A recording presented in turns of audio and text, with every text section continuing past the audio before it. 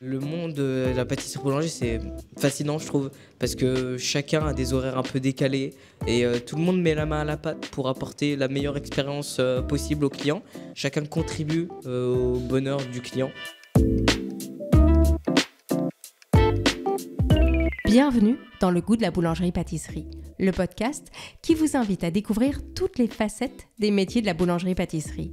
Dans cette série de 8 épisodes, je vous emmène à la rencontre de celles et ceux qui, chaque jour, vous accueillent dans leur boutique, pétrissent, façonnent et subliment les pains, viennoiseries et autres plaisirs sucrés ou salés qui, tout au long de la journée, réveillent nos papilles. Ils sont vendeurs, vendeuses, boulangers, boulangères, pâtissiers, pâtissières, touriers et tourières, et avec eux, nous allons mettre les mains dans la farine pour mieux comprendre la passion qui les anime.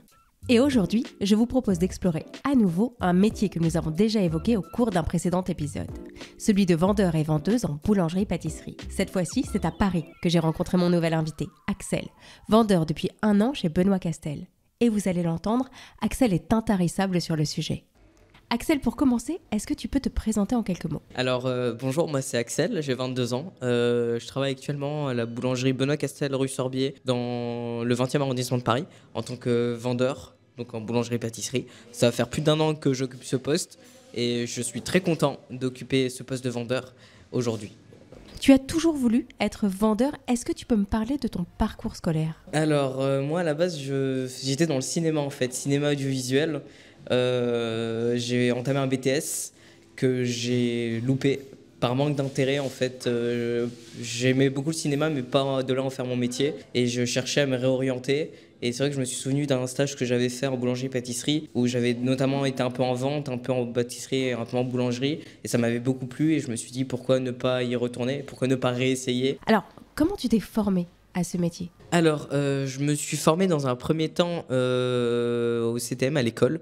Donc, j'ai eu des cours variés sur les différents aspects du métier. Puisque c'est un diplôme, un certificat qu'on prépare qui est uniquement axé sur la pâtisserie-boulangerie. Et ça, c'est sympa pour l'apprentissage. J'ai aussi appris beaucoup sur le terrain où là, j'étais vraiment dedans avec les clients, avec les produits, avec les collègues. Et du coup, j'ai pu mettre en pratique ce que j'ai appris à l'école. Donc, j'ai fait mon alternance ici chez Benoît Castel et du coup, j'ai beaucoup accroché entre guillemets et puis je suis resté. Comment tu le décrirais, ce métier ?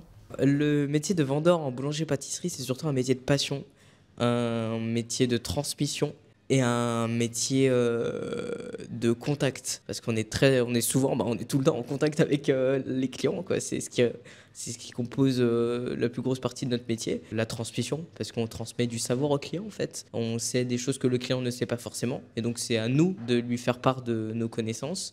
Et c'est un métier de passion, parce que malgré tout, c'est pas facile.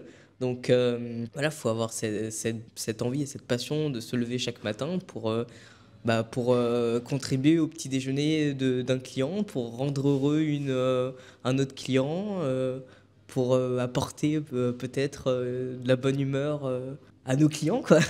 Qu'est-ce que tu préfères au quotidien ? Le contact avec les clients, c'est les conseiller, les orienter peut-être sur un nouveau produit qu'ils ne connaissent pas ou les orienter au mieux et puis à qui découvrent de nouveaux produits et pour ceux qui découvrent la boulangerie qui reviennent parce qu'ils ont aimé nos conseils, aimé les produits et qui reviennent parce qu'ils sont contents. Et qui sont contents et des produits et de l'accueil parce que c'est important. Mais si les produits sont bons mais que l'accueil est pas top, je pense que ça encourage pas beaucoup à revenir. Et en tant que vendeur, c'est important parce qu'on est le premier lien qu'ont les clients avec la boulangerie. Les clients ont le lien visuel avec les produits, mais nous, c'est nous qui allons faire le lien entre eux et les produits. Et donc voilà, c'est important. Et il n'y a pas que la production qui est importante. Les vendeurs sont aussi très très importants et je suis très content d'en être aujourd'hui. Et comment on fait pour bien conseiller un client ? Est-ce que tu as des tips ? Est-ce que tu as des astuces à nous donner ? Déjà, je leur pose des questions sans être trop immersif. Et puis, comme ça j'arrive à cerner un peu leurs envies. Par exemple, les végétariens, ceux qui ne veulent pas consommer de gluten, ceux qui cherchent moins de sucre, les sportifs. Et on a aussi les nouveaux clients qui se laissent guider un peu par nos conseils et qui veulent savoir quel est le produit qu'on aime le plus. Là, on va pouvoir les orienter et surtout argumenter de pourquoi est-ce que ce produit-là est votre produit préféré et pourquoi est-ce que ça pourrait leur plaire en fonction de leur goût, quoi. Alors, je vous écoute. Oui, est-ce que vous souhaitez une boisson, monsieur, avec? Très bien. Vous m'avez dit un pain au chocolat? Tac. Bonjour.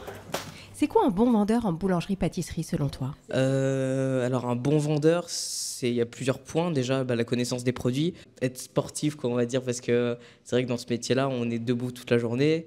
Avoir un bon sens du relationnel, savoir bien s'exprimer, parce que le langage aussi apporte beaucoup. Surtout du vocabulaire qui donne envie quand on parle d'une pâtisserie ou du pain. Des petits adjectifs, savoureux, gourmand, etc. Ça fait toute la différence. Où est-ce que tu as appris justement ce vocabulaire? Mais je dirais que c'est avec la pratique. On prend de l'aisance. Déjà, quand on vient d'arriver dans la boulangerie, on ne connaît pas spécialement les produits, donc on essaye de se familiariser avec le nom, les prix, etc., la composition. Et après, plus on prend de l'aisance, plus on connaît les produits, plus on a l'habitude de les voir toute la journée en fait. Du coup, on sait en parler, on sait mieux les vendre. Et voilà, c'est ça qui fait la différence. Donc, je dirais surtout la pratique et le temps. Je reviens sur ton stage de 3e que tu as fait dans une boulangerie-pâtisserie et qui a été un moment clé, un déclic dans ton parcours. Comment tu l'as trouvé, ce stage, et pourquoi dans une boulangerie-pâtisserie? J'avais un très bon lien, ma mère et moi avions un très bon lien avec une patronne d'une boulangerie à Créteil. On y allait souvent, on était des habitués. Et du coup, elle me connaissait bien, elle savait que j'étais très gourmand. Et du coup, elle m'a dit, si tu veux faire ton stage de 3e ici, viens, c'est avec plaisir. En tant que patronne, elle était vendeuse, son mari était pâtissier et son fils était boulanger. Donc voilà, c'était avec plaisir que la famille m'a intégré dans l'équipe pour une semaine et m'a montré leur univers. Et moi, j'ai beaucoup aimé, quoi. Quel lien tu avais plus jeune, toi, avec la boulangerie-pâtisserie en général? J'adorais m'y rendre parce que comme je le répète, je suis très gourmand, donc j'adorais regarder les gâteaux. En fait, tout me faisait envie. Moi, c'est surtout les gâteaux qui m'attiraient et les viennoiseries. Donc, je partais pas. Évidemment, si ma mère était d'accord, sans un sachet de bonbons, ou une pâtisserie ou une viennoiserie pour le lendemain matin. Donc, non, j'avais des étoiles dans les yeux. J'exagère pas. C'est pour un gourmand comme moi, c'était. Il y a de très belles pâtisseries, très beaux gâteaux et ça donne envie, quoi. Alors, tu as participé cette année au Trophée des talents du conseil et de la vente en boulangerie-pâtisserie. Pourquoi tu as eu envie de te lancer dans cette aventure? Parce que c'était une manière pour moi de me challenger et puis de me confronter aux meilleurs vendeurs de France et faire connaissance avec eux, apprendre peut-être d'eux, parce qu'en tant que Parisien, on n'a pas les mêmes clients, on n'a pas le même rythme de vie que quelqu'un qui va vivre, je sais pas, en Bretagne. Et on n'a pas les mêmes produits non plus. Et c'était une manière pour moi de les connaître un peu et de voir leur expérience en tant que vendeur en boulangerie en province. Et du coup, ça a été ma première motivation. Et la deuxième, c'était de me challenger, voir jusqu'où je pouvais aller et me confronter au meilleur, quoi. Comment tu t'étais préparé? Je m'étais préparé pendant près d'un mois et demi. On avait eu une liste de produits, etc. On avait un produit à mettre en valeur, c'était la tropézienne. Donc je me suis beaucoup documenté, aussi bien sur Internet qu'avec Benoît Castel. Et j'ai aussi beaucoup travaillé certaines lacunes, notamment le paquet monté. Je ne suis pas très manuel. Et du coup, je me suis beaucoup entraîné là-dessus, en regardant des tutos, etc. Et avec une prof qui m'a aussi beaucoup aidé. Et sur le rendu monnaie aussi, le calcul mental. Parce qu'aujourd'hui, on a une caisse qui nous dit automatiquement combien on doit rendre. Mais c'est vrai que là, pour le concours, et même en règle générale, imaginons la caisse n'a plus cette fonctionnalité-là. Au moins, je sais que je me suis entraîné au calcul mental et que je pourrais assurer. Donc en vrai, c'est des trucs que je me suis entraîné, mais qui peuvent servir pour tous les jours et pas que pour le concours. Est-ce que tu peux me raconter à quoi ressemble ton quotidien en tant que vendeur? Est-ce que tu as par exemple des horaires fixes? Alors mes journées sont assez différentes parce que j'occupe 2 horaires différents. Ça m'arrive d'occuper 2 horaires différents. Alors je peux être du matin, 7h, 14h30, donc l'ouverture, la mise en place des produits, etc. Ou la fermeture où j'arrive à 12h45 et je repars à 20h15. Donc là, c'est surtout le rangement de tous les produits, etc. Et c'est intéressant de noter qu'il y a différents types de clientèle le matin ou le soir. Le matin, c'est surtout une clientèle qui se rend au travail, donc qui est un peu pressée ou qui emmène les enfants à l'école. Donc on a toujours un peu cette hâte. On sait qu'on doit être efficace tout en étant serviable, souriant, etc. Et le soir, c'est un peu l'inverse parce que du coup, les parents vont chercher les enfants à l'école. Donc ils sont un peu plus posés, ils viennent prendre le goûter par exemple. Et on a des clients qui rentrent du travail, donc qui veulent juste se poser avec un café, de quoi manger, etc. et se détendre. On a des clients qui viennent chercher que le pain pour leur dîner, ou un dessert voilà, pour leur dîner aussi, ou une viennoiserie pour le lendemain matin, etc. Donc voilà, c'est cette différence que j'ai notée. La mise en place des produits, la préparation de la vitrine le matin, c'est un moment particulier? Oui, bah déjà, il est important pour moi parce que c'est une demi-heure, parce que moi je dois être ici à 7h, mais on ouvre à 7h30, et c'est un peu une demi-heure de calme où je peux prendre le temps de me concentrer, savoir comment est-ce que je vais mettre les produits, comment est-ce que je vais pouvoir les mettre en valeur. C'est un peu comme une pièce de théâtre, quoi. Je prépare la scène, et puis jusqu'au lever de rideau où la porte s'ouvre et les clients rentrent et découvrent les produits, peut-être pour certains, ou demandent un café pour d'autres, etc. Donc c'est super important, cette mise en place, de prendre le temps surtout. Quel est ton lien avec la production? Le lien entre le vendeur et la production est très important parce que il faut communiquer. C'est important, rien que pour nous en tant que vendeur, de savoir quels produits les pâtissiers par exemple, ou les cuisiniers, parce qu'on a des cuisiniers ici aussi qui font les sandwichs. C'est important de savoir les produits qu'ils ont décidé de faire aujourd'hui.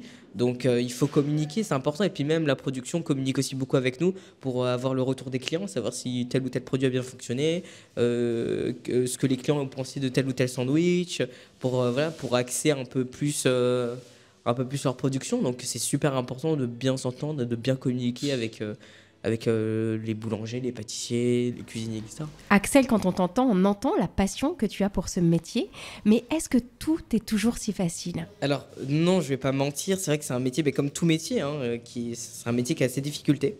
C'est vrai que des fois c'est pas facile de faire fi de nos soucis dans notre vie à côté.